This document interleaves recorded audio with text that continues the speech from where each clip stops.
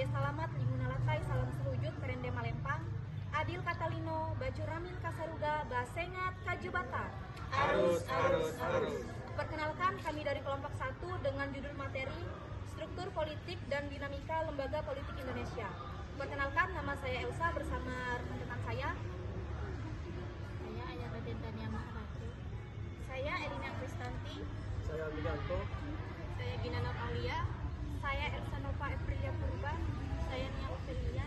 Saya Irin Josephine. Saya Yogi.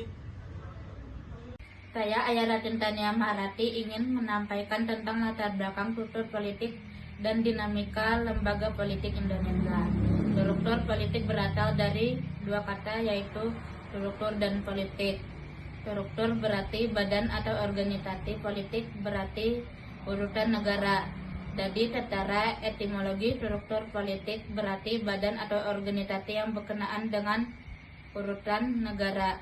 Struktur politik adalah lokasi nilai yang bersifat otoritatif yang dipengaruhi oleh distribusi penggunaan kekuasaan. Kekuasaan berarti kapasitas dalam menggunakan wewenang, hak dan kekuatan politik. Struktur politik meliputi struktur hubungan manusia dan pemerintah. Struktur politik dapat dibedakan menjadi dua, yaitu formal atau struktur politik terdiri dari pemerintah dan birokrasi, lembaga legislatif, dan lembaga peradilan.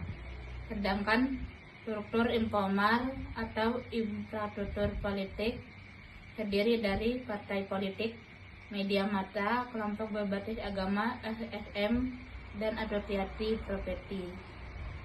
Dalam hal ini, struktur politik dan lembaga-lembaga politik di Indonesia yang baik dan efektif sangat penting untuk menjaga keamanan dan kesejahteraan suatu negara.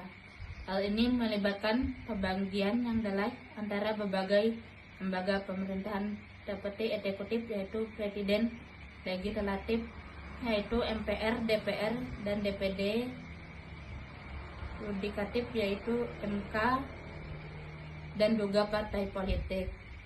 Setiap lembaga memiliki peran dan tanggung jawab dalam mengambil keputusan politik, membuat undang-undang, dan menegakkan hukum. Selanjutnya saya akan menyampaikan tentang Dewan Perwakilan Rakyat. Reformasi dalam membawa banyak perubahan terhadap lembaga legislatif. Jika sebelumnya DPR hanya diisi oleh 3 partai, pada masa reformasi setidaknya terdapat 5 partai yang mempunyai wakil di DPR. Anggota DPR berasal dari anggota partai peserta pemilu yang dipilih berdasarkan hasil pemilu dan berjumlah 560 orang. Masa jabatan anggota DPR adalah 5 tahun dan berakhir pada saat anggota DPR yang baru mengucapkan sumpah atau janji. Dalam hal ini tanggung jawab utama DPR meliputi penurunan undang-undang, pengawasan terhadap tindakan pemerintah, dan memastikan partisipasi setiap rancangan undang-undang. Serta fungsi legislatif ini sangat penting dalam setiap pengawasan dan keseimbangan untuk mengendalikan tindakan eksekutif. Hak-hak DPR yang pertama, hak interpelasi, hak angket. Yang ketiga, hak inisiatif. Yang keempat, hak menyatakan usulan dan pendapat. Fungsi DPR berdasarkan UUD 1945 pada 20 ayat 1. Yang pertama, fungsi legislatif. Yang kedua, fungsi anggaran. Yang ketiga, fungsi pengawasan. Di sini saya akan menjelaskan materi tentang DPD atau Dewan Perwakilan Daerah. Dewan Perwakilan Daerah merupakan sebuah lembaga yang mewakili kepentingan rakyat atau masyarakat yang memiliki sistem ketatanegaraan sebagai lembaga legislatif bersama DPR dan MPR. Kerjanya yaitu memperjuangkan aspirasi daerah. Adapun anggota DPD itu dipilih secara langsung oleh masyarakat di setiap provinsi melalui pemilihan umum. Yang pertama, fungsi DPD. DPD berfungsi sebagai pengajuan rancangan undang-undang RUU atau terkait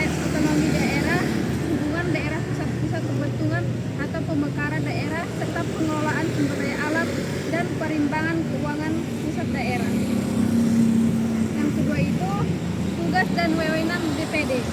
Beberapa tugas dan wewenang DPD ini diantara lain sebagai satu, turut membahas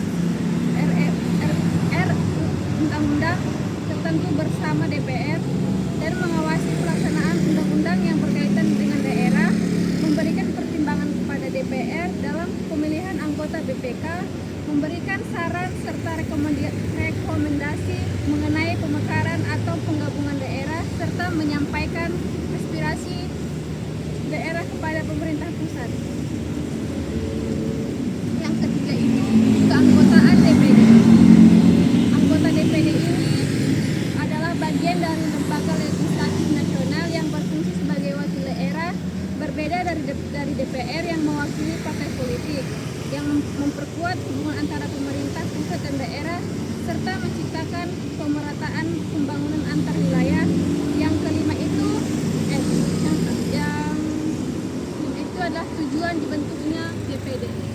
Tujuannya di sini yaitu untuk memperjuangkan kepentingan daerah secara langsung di tingkat nasional untuk menjaga keseimbangan pembangunan antar daerah.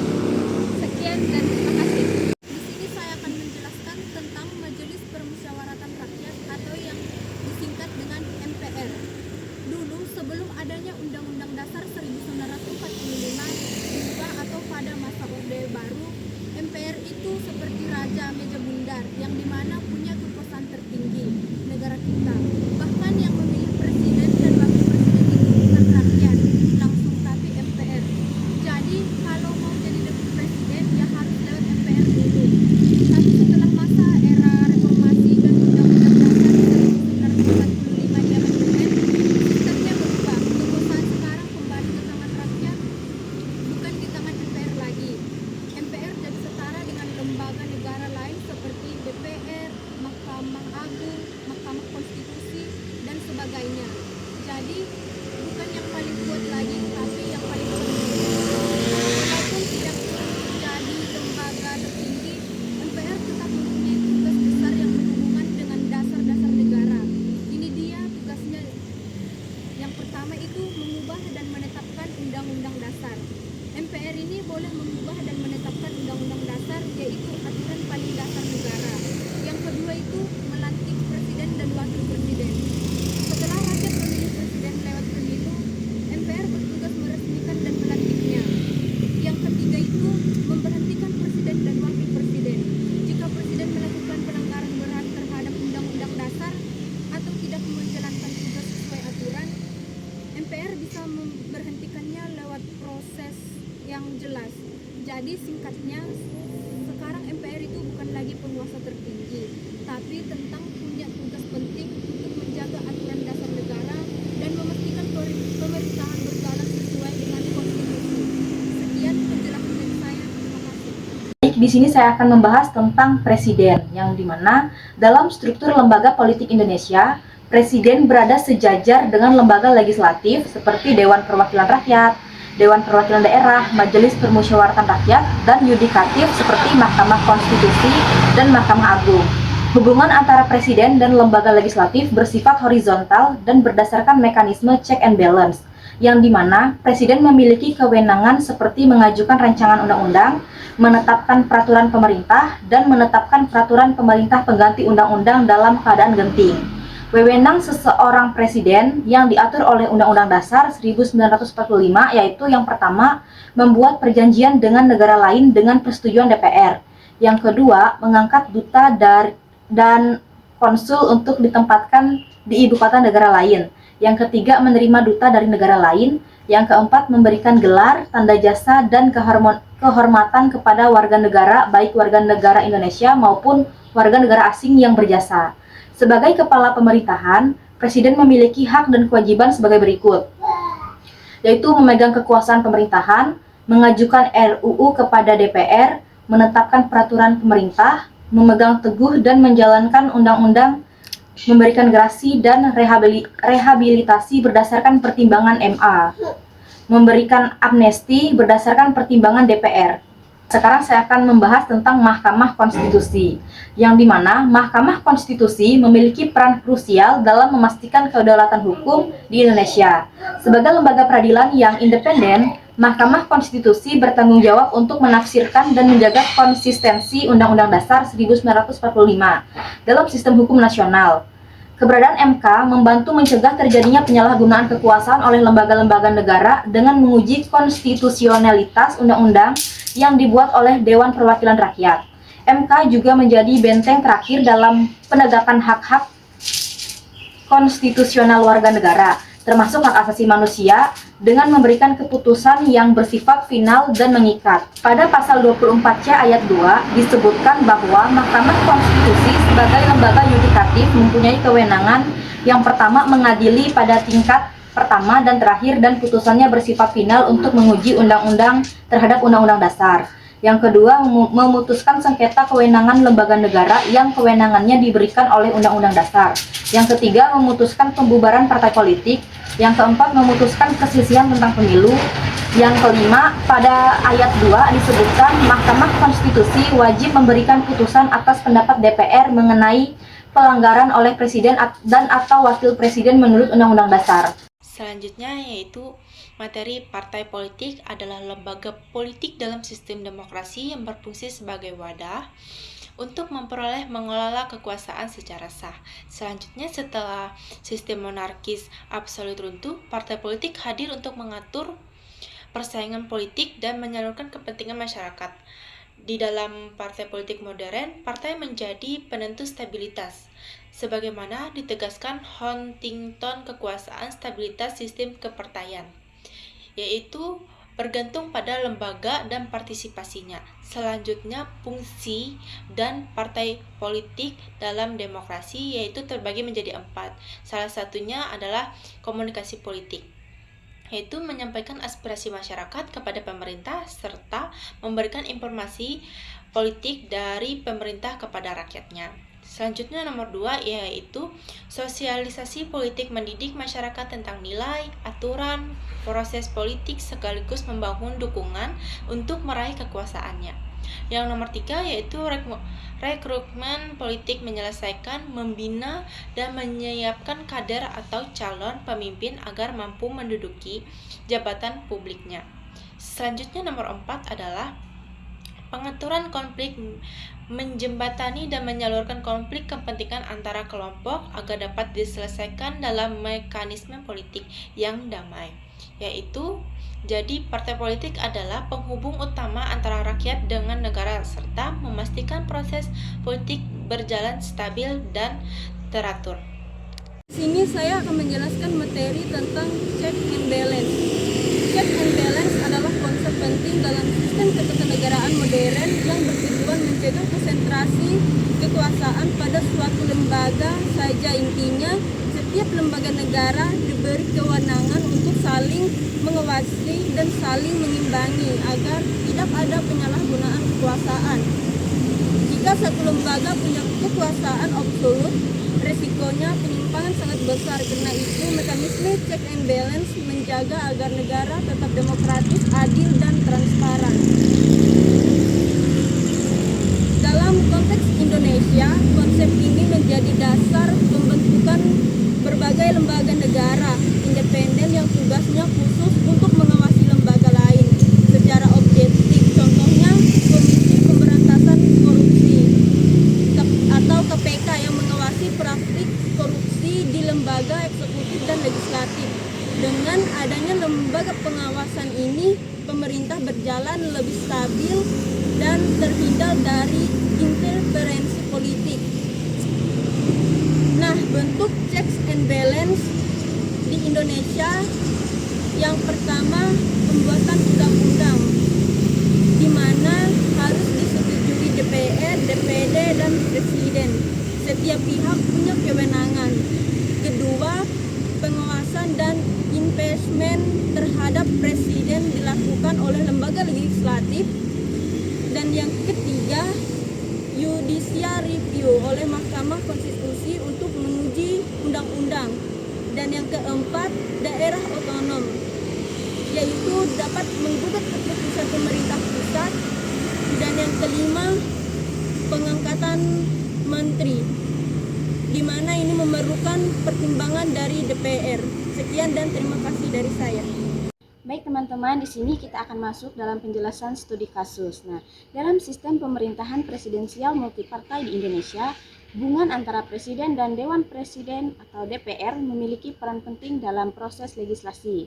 Yang pertama itu ada konteks sistem presidensial multipartai. Indonesia menganut sistem presidensial di mana presiden itu dipilih secara langsung oleh rakyat. Namun, dengan sistem kepartaian yang multipartai, presiden seringkali tidak memiliki mayoritas tunggal di DPR. Nah, hal ini memaksa terbentuknya koalisi politik dan memastikan kelancaran proses legislasi. Kemudian yang kedua itu ada relasi dalam pembentukan undang-undang. Nah, konstitusi mengamanatkan bahwa DPR dan presiden memiliki kewenangan bersama dalam pembentukan undang-undang. Nah, praktiknya presiden mengajukan RUU dan DPR membahas serta menyetujuinya. Namun DPR juga dapat mengajukan RUU yang kemudian harus mendapat persetujuan presiden. Proses ini menciptakan ruang tawar-menawar politik di mana kepentingan eksekutif dan legislatif berinteraksi. Nah, kemudian yang ketiga itu ada dinamika koalisi dan tarik ulur politik. Nah, presiden cenderung membangun koalisi besar dengan partai-partai di DPR agar proses legislasi berjalan dengan lancar. Namun, keberadaan banyak partai di politik sering menimbulkan fragmentasi kepentingan yang bisa memperlambat pembahasan RUU atau bahkan menimbulkan kebuntuan politik. Nah, kemudian yang keempat itu ada contoh kasus. Dalam pembahasan beberapa undang-undang strategis seperti RUU Cipta Kerja dan RUU KPK, terlihat jelas dinamika hubungan DPR dan Presiden lebih mendorong agenda legislasi sebagai bagian dari program pemerintah. Sementara DPR hasilnya bisa berupa kesepakatan cepat atau kontroversi publik. Kemudian yang kelima yaitu ada implikasi. Nah, hubungan DPR dan Presiden dalam sistem presidensial multipartai menuntut adanya kompromi politik. Proses legislasi tidak hanya soal aspek hukum tetapi juga mencerminkan keseimbangan kekuasaan antara eksekutif dan legislatif. Nah, dinamika ini menjadi ciri khas sistem politik Indonesia yang plural dan demokratis meskipun sering menuai kritik terkait efektivitas dan transpirasi. Baik, kenalkan nama saya Yogi. Di sini saya akan melanjutkan pembahasan yang sudah dilanjutkan sebelumnya dari rekan saya, yaitu pembahasan tentang kesimpulan. Jadi kesimpulan dari presentasi kami yaitu struktur politik berarti sebuah badan atau organisasi, sedangkan politik berarti urusan negara. Struktur politik adalah suatu bentuk atau pola hubungan antara komponen-komponen struktur politik atau sistem politik, menunjukkan bagaimana pembagian nilai-nilai yang bersifat orientatif dipengaruhi oleh distribusi atau penggunaan kekuasaan. Dalam kehidupan berpolitik demokrasi, struktur politik dibagi menjadi dua. Yang pertama yaitu bersifat formal. Yang kedua itu suprastruktur politik, termasuk dalam legislatif, eksekutif, dan yudikatif. Jadi tiga ini merupakan mesin politik yang secara absah mengidentifikasi segala masalah, menentukan dan melaksanakan segala keputusan yang mempunyai kekuasaan yang bersifat mengikatlah pada masyarakat. Kemudian struktur politik yang bersifat informal atau infrastruktur politik, termasuk dalam seperti partai politik, LSM, media massa, kelompok berbasis agama atau organisasi, gitu, asosiasi profesi. Mereka ini tuh seperti mengemukakan, menyalurkan, mengonversikan ketuntutan atau dukungan.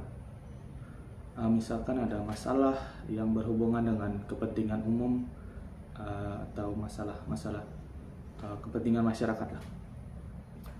Jadi selanjutnya yaitu struktur politik itu termasuk pada misalkan DPR, MPR, Presiden, dan MK, yaitu berperan untuk membuat kebijakan negara, sehingga diperlukan adanya kekuatan yang seimbang dan saling mengawasi, dalam artian atau check and balance gitu. Jadi pembagian kekuasaannya itu sama rata, tanpa ada yang tinggi ataupun lebih lembaga ini lebih tinggi itu kekuasaannya ataupun tidak. Jadi ketiga lembaga itu dibagi dan pembagiannya sama rata. Lanjut yaitu ke unsur-unsur yang ada di dalam struktur politik Indonesia, yaitu seperti yang dijelaskan tadi, yaitu ada struktur politik dan infrastruktur politik. Saling mempengaruhi keduanya. Mengapa saling mempengaruhi? Sebagai pembuatan keputusan tadi akan mendapatkan masukan lagi atau tuntutan dan aspirasi dari infrastruktur politik. Jadi makanya keduanya itu saling mempengaruhi. Mungkin sekian pembahasan kesimpulan kami. Mungkin untuk pembahasan selanjutnya akan dilanjutkan oleh rekan saya. Terima kasih.